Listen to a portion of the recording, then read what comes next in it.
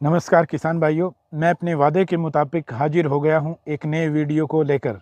धान की फसल में उत्पादन कैसे बढ़ाएं। पिछले धान के वीडियो में हमने रोपाई के समय और रोपाई के तुरंत बाद डालने वाले पोषक तत्वों और सूक्ष्म पोषक तत्वों के बारे में आपके सामने चर्चा की थी। आज हम चर्चा करेंगे यूरिया, डीएपी और पोटाश डालने के नए फार्मूले पर।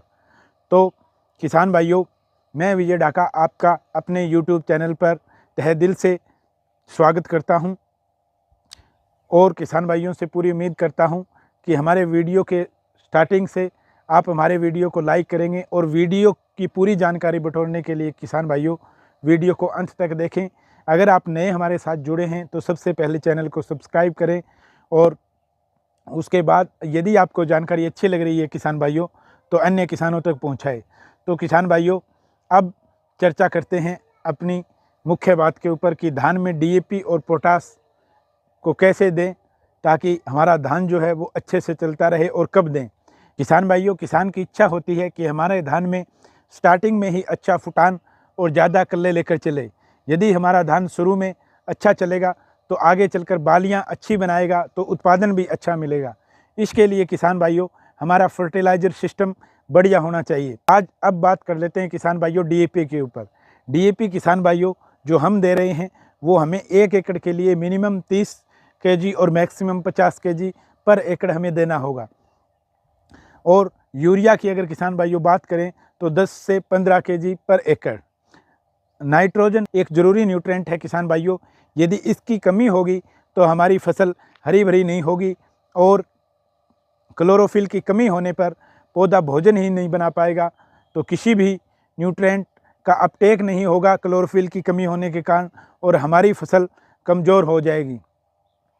इसलिए किसान भाइयों नाइट्रोजन की हमें कमी अपने धान के अंदर नहीं रहने देनी है। अगर नाइट्रोजन की कमी रही तो हमारा पौधा पूरे न्यूट्रेंटों को नहीं उठा पाएगा, पूरी उसके अंदर क्लोरोफिल की मात्रा नहीं होगी। तो अब बात करते हैं किसान भाइयों कि पोटाश हमें कितनी देनी है।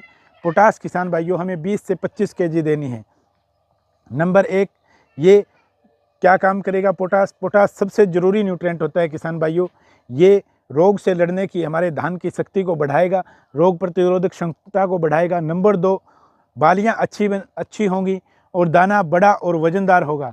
हमारा चावल भी अगर मार्केट के अंदर हम लेके जाते हैं, अगर हमने पोटाश अपनी फसल के अंदर पूरा दिया है तो हमारा चावल यदि हम मार्केट के अंदर लेकर जाते हैं तो हमारा चावल सबसे चमकदार और शाइनिंग वाला होगा और मार्केट में व्यापारियों को भाव के लिए लुभाएगा।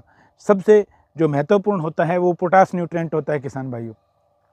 एक काम और करना है किसान भाइयों, इन सब के साथ आप ऑर्गेनिक फर्टिलाइज़र जैसे सीवीड का प्रयोग कर सकते हैं, आप बायोविटा का प्रयोग कर सकते हैं, जाइम का, अलग अलग टाइप के सीवीड आते हैं जिनका आप प्रयोग कर सकते हैं। इनके साथ प्रयोग करेंगे तो हमें ज़्यादा ग्रीनरी और ज़्यादा प्लांट तेज़ गति से चलता हुआ दिखाई देगा, क्योंकि सीवीड वगैरह जो हमारा मेन जो होता है समुद्री घास, ये इसके अंदर भरपूर प्रोटीन होती है और प्रोटीन पूरी होने पे हमारा पौधा पूरे फुटान के साथ और पूरे हरेपन के साथ अच्छा चलेगा। हाँ, एक ज़रूरी बात किसान भाइयों जो याद रखने योग्य है और वो हमें चुकनी नहीं है। कहीं आप देखते भी होंगे कहीं कहीं किसान भाई सिंगल सुपर फास्फेट का यूज करते हैं, एसएसपी का यूज करते हैं और कुछ किसान भाई डीएपी का यूज करते हैं। क्योंकि कुछ किसान भाई सिर्फ डीएपी के बारे में ही जानते हैं, वो डीएपी की उनको ये पता नहीं होता है कि डीएपी हमें कहाँ यूज करनी होती है। तो किसान भाइयों सबसे ज़रूरी बात मैं आपको बता देता हूँ, जहाँ पर पीएच ज़्यादा हो वहाँ पे हमें डीएपी का यूज नहीं करना है, वहाँ पे हम एसएसपी यूज करेंगे। जहाँ 7, 7.5, 8 के करीब जहाँ धान की हम फसल लगा रहे हैं वहाँ पे इतना पीएच है तो हम एसएसपी यूज करेंगे, क्योंकि इसमें प्रॉब्लम नहीं आएगी, क्योंकि इसमें अलग अलग न्यूट्रेंट रहेंगे इसके साथ। अगर अकेला डीएपी होगा तो डीएपी इस पीएच पर किसान भाई यूँ को मैं बता देना चाहता हूँ कि पौधा पूरा नहीं उठा पाएगा और हमें ये लगेगा कि हमने डीएपी 1 बैग डाल दिया पर कोई हमारा धान उठ क्यों नहीं रहा है। तो कारण ये अपने मिट्टी का पीएच का बड़ा विशेष करके ध्यान रखें किसान भाइयों। जहाँ पे हम 50 किलो डीएपी देते हैं, जहाँ पे पीएच ज़्यादा है वहाँ पे आपको जो अपनी एसएसपी है वो 100 केजी करनी होगी किसान भाइयों। हाँ किसान भाइयों, आपने ज़रूर विचार किया होगा कि हमने 10 से 15 केजी यूरिया कैसे बोला, क्योंकि किसान भाई तो फटाक से 1 बैग लेके चलता है यहीं आकर किसान भाई सबसे बड़ी गलती करता है, क्योंकि शुरू में जब प्लांट जितना बड़ा होगा नाइट्रोजन उतनी ज़्यादा लेगा। जब हमारा प्लांट ही रुपाई के बाद फ़ौरन बिल्कुल छोटा है, तो हम इसलिए कहते हैं कि आप अंधाधुंध उसमें यूरिया ना डालें, बल्कि 10 से लेके 15 मैक्सिमम अगर डाल रहे हैं तो 20 kg से ऊपर आप उसके अंदर यूरिया ना डालें पर एकड़, क्योंकि जब प्लांट छोटे होंगे तो नाइट्रोजन की उन्हें बहुत कम ज़रूरत होगी, और ज़्यादा नाइट्रोजन जो हम डालेंगे वो या तो ऊपर चली जाएगी या ज़मीन में नीचे लीच हो जाएगी। हाँ किसान भाइयों, जहाँ पे हम DAP यूज़ कर सकते हैं वहाँ पे हम 12-32-16 का भी यूज़ कर सकते हैं 50 kg पर एकड़। वहाँ पे यूरिया अगर आप घटाना चाहो, जहाँ मैं कह रहा हूँ मैक्सिमम 20, तो वहाँ पे आप 10 से 15 kg रख सकते हो।